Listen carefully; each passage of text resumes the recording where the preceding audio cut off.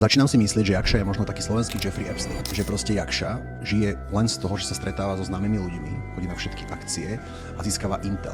A potom ten intel posúva nejakej špionážnej službe. Pozri sa na toto. Teraz tuto je spolupráca s Mercedesom. A to nie je jediná spolupráca s takouto veľkou značkou. On tu má, že s Mercedesom spoluprácu, potom má s Old Spice spoluprácu. Prečo to chcú tie značky? Lebo on nemá nejaké úžasné dosahy. Keď si pozrete, tak na tomto videu s Mercedesom má, že 1600 lajkov. 1600 lajkov mám, keď si odfotím selfie. Aj viac.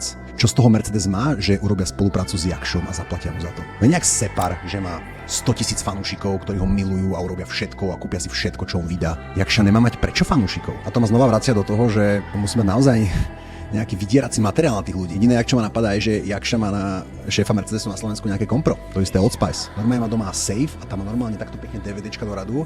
A tu má šéf Mercedesu, chytil chlapca za 2022. Šéf Markízy, behal holý po záhrade. 2021. Tak to má pekne poukladné. Pekne každý deň. Áno, zdravím. Tu je Jakša pri telefóne. Počuj, videl som to nové Gčko, čo robíte. Za spoluprácu by ste mohli jedno dať. Vieš, asi to bude pre vás lepšie, ako keby to video pamätáš. Tak to si myslím, že funguje Jakša.